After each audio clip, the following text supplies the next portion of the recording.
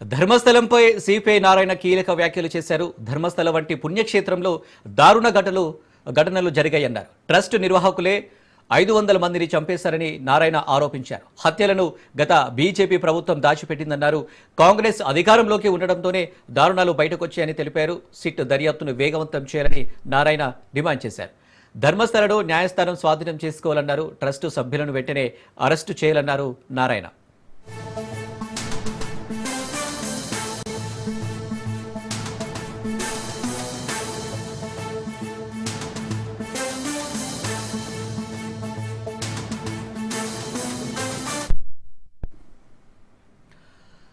ధర్మస్థలపై CPI Narayana కీలక వ్యాఖ్యలు చేశారు. ధర్మస్థల వంటి పుణ్యక్షేత్రంలో దారుణ ఘటనలు జరిగాయన్నారు. ట్రస్ట్ నిర్వాహకులే 500 మందిని చంపేశారని నారాయణ ఆరోపించారు. హత్యలను గత బీజేపీ ప్రభుత్వం దాచిపెట్టిందన్నారు.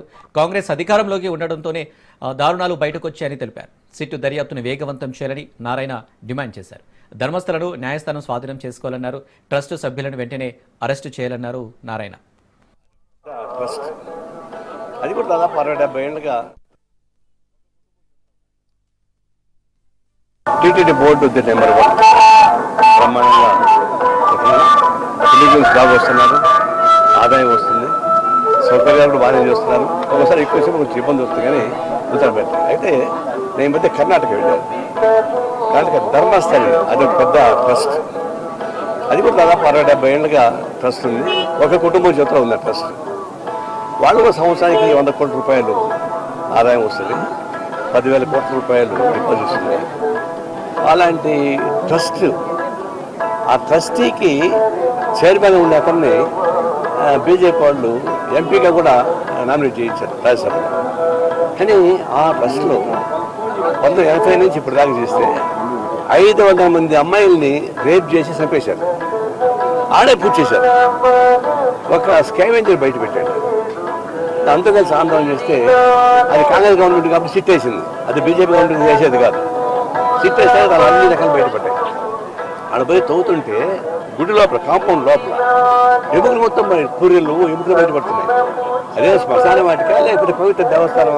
1980లో ఒక సిపిఎం మొత్తం లోకల్ బోర్డు పోటీ చేశాడు.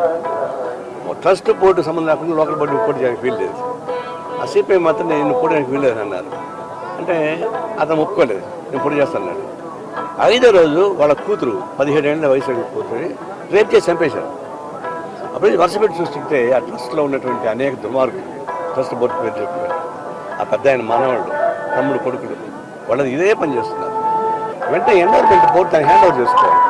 ఆ ట్రస్ట్ వాళ్ళకి ఇవ్వకూడదు, దాన్ని హ్యాండ్ ఓవర్ చేసుకోవాలి. ట్రస్ట్ బోర్డు సభ్యులు అంతమంది అరెస్ట్ చేసి లోపల పడేయాలి. సిట్టు ఎంక్వైరీ జరుగుతా ఉంది, ఎప్పుడో వస్తాయి. ఫస్ట్ వాళ్ళు ఎంక్వైరీ చేసి లోపల పడేయాలి. ఎంక్వైరీ చేయాల్సిన పనిలే.